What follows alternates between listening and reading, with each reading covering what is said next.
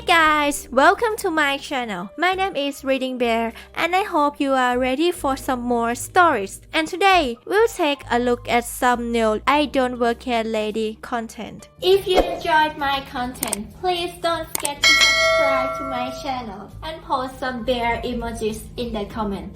And now, let's dive right into the stories. The first story is titled, "Look Sir, I do work here, and I am the boss." About 5 years ago, I worked at the International Center of a university in the US to give some background info. I am an Asian female, 5 feet 1 inch in height, and though I was in my early 30s at the time, I did still look quite young and was often mistaken for being in my early 20s or late teens. My main job responsibility at the time was the recruitment, training, and management of about a dozen international student interns who worked the front desk. Anyways, we had been swamped that so I hadn't had time to go out to eat lunch. I got a sandwich at our campus vending machine and sat down in the break room. The break room was always cold due to the AC blasting through the room, so I put on a comfy university jacket I kept at my desk just to wear during break.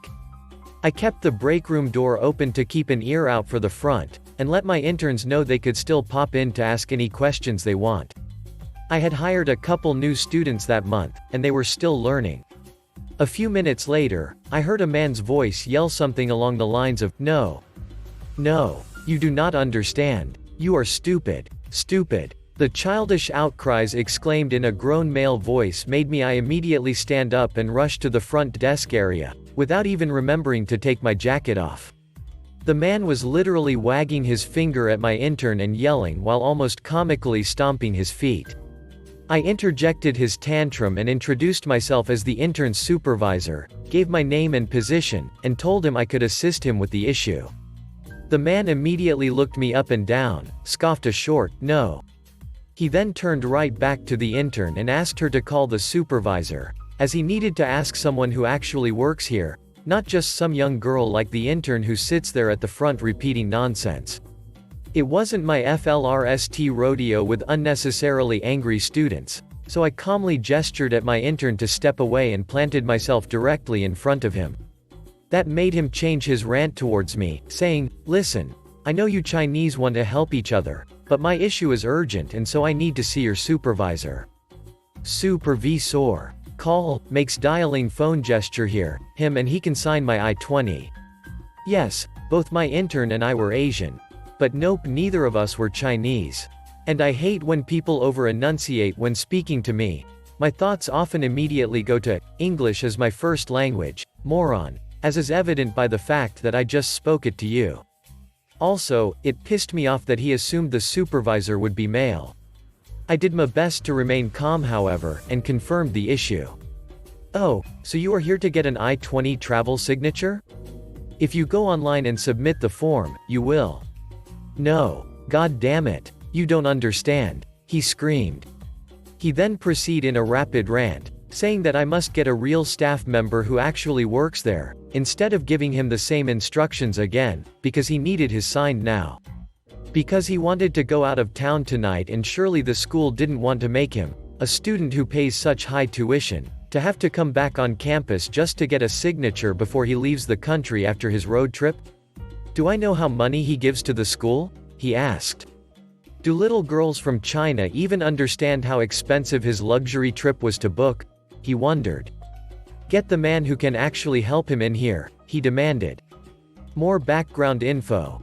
University students in the US on an I-20 visa need an updated signature on their form every once in a while in order to travel abroad and get back. Now, I hated it when entitled students asked for expedited services just for convenience. Many students actually planned ahead and made their requests on time, and it wasn't fair to expedite the process for whoever asked the loudest. I was actually the one who had the power to approve very limited last-minute travel signature requests, due to real emergency situations such as family emergency, etc. But obviously this guy and his luxury vacation wasn't going to qualify for expedited service just for being a D-bag. I raised my hand and put my palm out in front of his face for a second to stop his rapid ongoing rant. "Again sir, I am the supervisor in this area." "No, let me continue. And I hear your issue. My intern here has given you the instructions for I-20 signatures already, but you want expedited service simply because you don't want to have to come back tone out office another day to pick it up. Yes? Okay then no, let me continue. Unfortunately, that cannot be arranged, so please go home and submit the online form like all of our F1 students and wait 2 to 3 business days for a response. He started to speak again, but I put my hand out again to stop him, maintained eye contact, and picked up the phone. Also sir, if you do not leave immediately, I will be calling campus security to escort you out of this building for harassing me and my staff members. But before you go, just so you know, I will be noting in your form that you are missing XX days from school. Note that you must maintain your full-time student status for your visa. As you have kindly told us of your planned weeks of absence, please be ready to submit documentation of why this was an excused absence from your classes. Lastly, do not insult my staff again or you will be banned from entering this office again. He stood there stunned for a few seconds, then started to say something again, but I then proceeded to dial the number on the phone. I couldn't remember campus security extension, so I was actually pressing random numbers, and so he ran out. This may not have been the best solution ever to a yucky situation, but this was actually the first time I kicked a student out of the office, so I was a bit shaken up about it. The best part of the story though, is what happened next. My boss at the time, white female in her 40s, walked in a few minutes after, and asked me to come talk to her. I thought I was in trouble for some reason. But she actually asked me instead if everything was okay, because she met a rude international student outside. Apparently, the rude man had run into my boss outside, and he had asked her if she happens to know who is the boss of the girl in there, and if she knew how he could talk to him. My boss had said that she was the supervisor of the woman who works in there and asked if she could help. The man apparently then said something along the lines of how she then needed to find him the man highest up the chain, because his issue demanded real work. He was rude enough that my boss actually did call campus police to escort him out of campus property. She told me that next time, the moment he raises his voice, I do not need to even engage him in conversation but can just kick him out immediately, as he was forewarned that is what will happen next time. The next story is titled, Yes, I work there, and there, but not here. A wholesome little story. I actually have a lot of jobs. I think I'm up to 5 at the moment. All 0 hours, flexible and freelance stuff. I've got to jump around a lot if I want to make full-time pay. Most of my jobs involve caring for or entertaining children in some way. There's this one little girl, I'll call her Jane. She's about 6 and lives in my town, has a few younger siblings, and keeps showing up at my various jobs. We don't really know each other, I just recognize her face, and she recognizes mine. Each time she finds me, she gets more and more confused. So during the school holidays our interactions were sort of like, week 1, I painted her brother's face at the fair. Week 2, I helped her sister choose a book at the library event. Week 3, I sold something to her mom at the shop, etc., and so on. I've never interacted with her directly, but I've seen her at least once a week all summer. Each time she clocks me at a different job I can see her little brain trying to figure out why I'm also here. I think I'm starting to scare her a little, like maybe I'm following her or something. No one else in her family seems to notice or remember me. So the town had this big event at the end of summer. I was not working. I was there enjoying some candy floss and chilling out, dressed in jeans and a t-shirt. I'm sitting on the benches and Jane and her family walk past. Her head turns all the way round as she stares at me. I can see her brain freaking out a little bit. Why am I here too? I give her a little wave, she waves back and off she goes. About half an hour later, I'm watching the school kids perform their little show, and I feel a tug on my sleeve. It's little Jane, tears in her eyes. She asks if I can help. This is the first time she's ever spoken to me. But she's lost her mom. And she needs help. So of course I'm going to help her. Having worked with kids, I know the drill. I get the info we need. Mom's name. What she's wearing, I couldn't remember.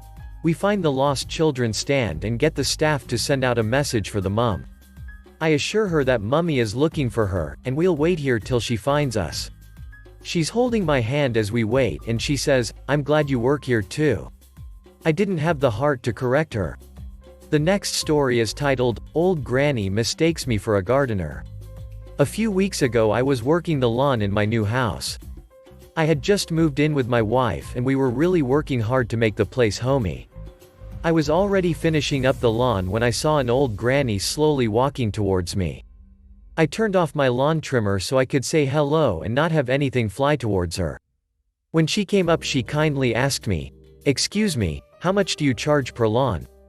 I looked at her a bit confused, but after remembering my attire, I had a hat, some gloves and safety glasses on, and since I was new in the neighborhood I understood that she had mistaken me for a gardener. I looked at her and said, "Hello, how can I help you, ma'am?" She kindly told me that she wanted her lawn mowed but she doesn't have much money as she lives alone and if I was willing to take 20 for the work. I looked at her place and saw that the lawn in question was incredibly out of control as if it wasn't mowed in months, and since it was a small area I told the kind granny, "Don't worry ma'am, I will take care of it." The deed took me almost 20 minutes to finish mowing and an extra 10 to take the trimmings and clean the surrounding area. After I was done, she came out of her small house with a tall glass of water which I accepted gladly and proceeded to hand me the money. That is when I said, "Don't worry about that ma'am, I am not a gardener, I am actually your new neighbor. I did it because I wanted to, not because of the money." She immediately apologized for the confusion and told me she was ashamed to ask me something like that. I told her to not worry about that and that it was something I did out of the bottom of my heart and if she needed help with her lawn to please call me again. She began to cry and thanked me profoundly and began to tell me her story.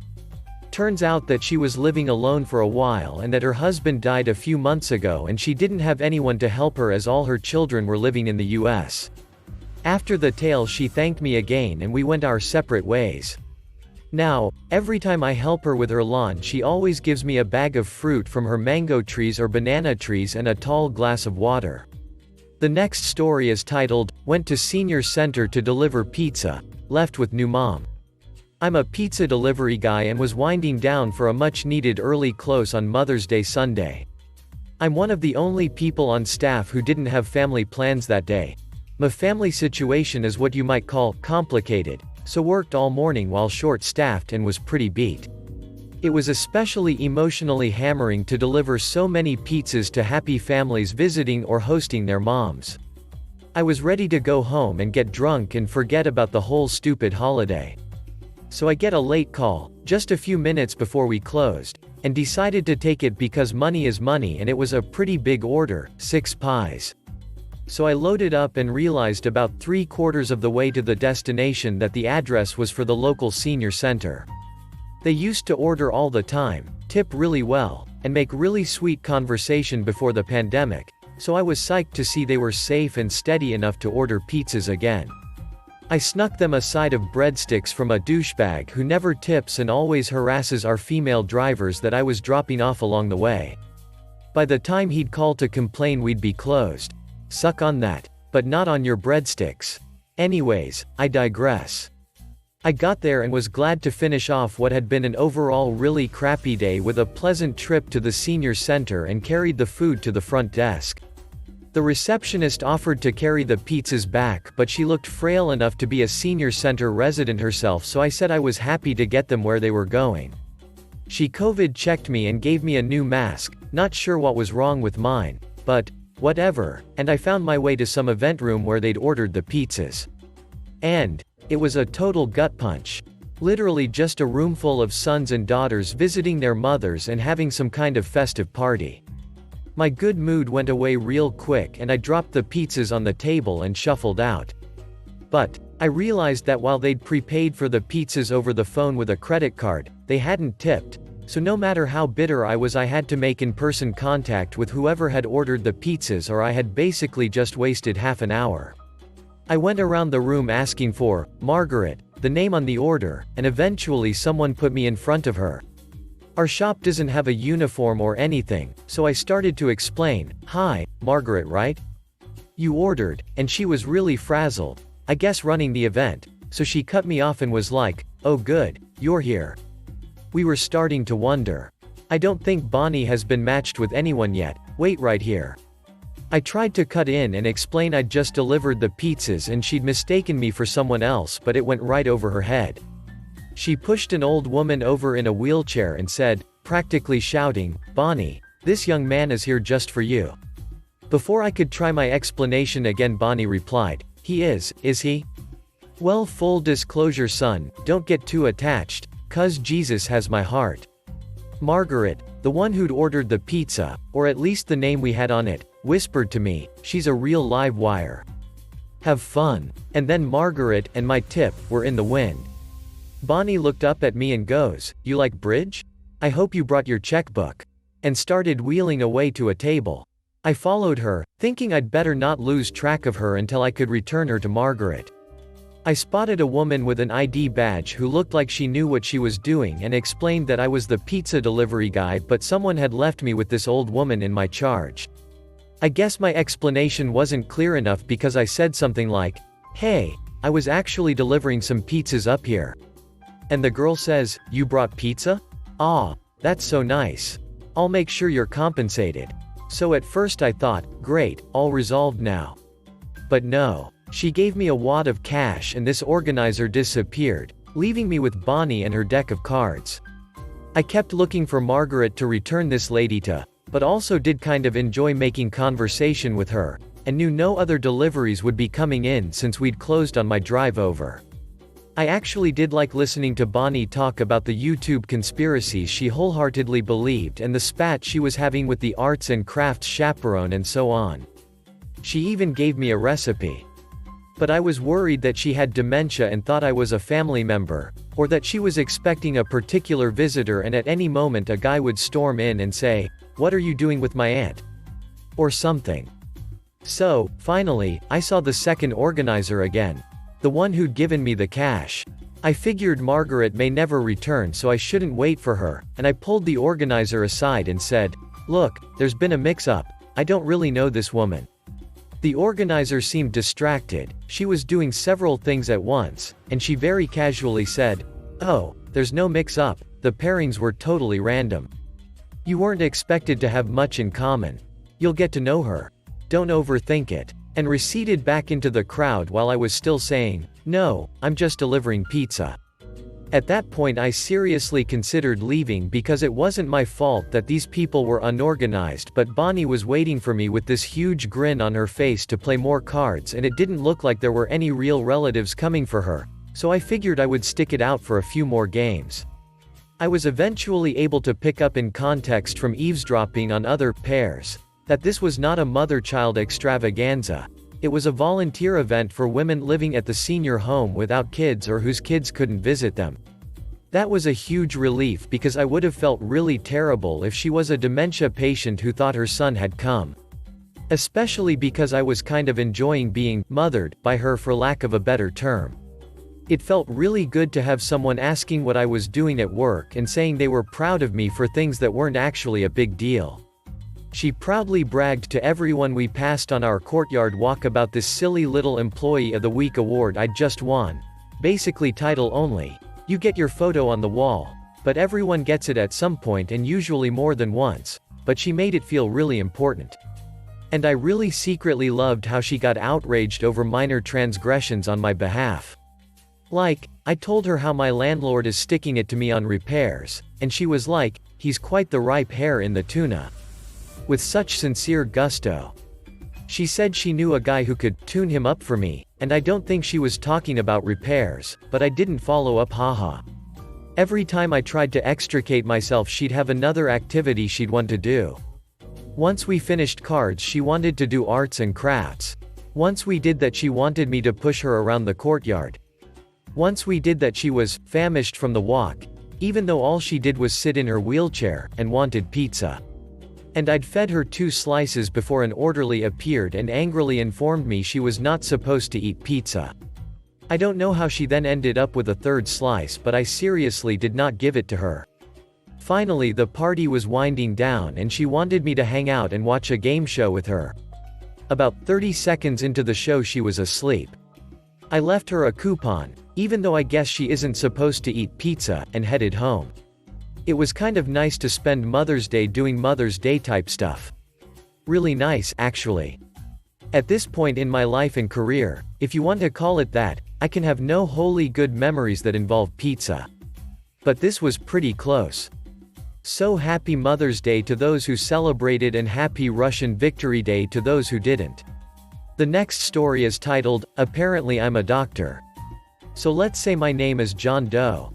I often get phone calls that go like, "Hey, John." I reply something sensible and they go, "Listen, I have such and such issue with a patient."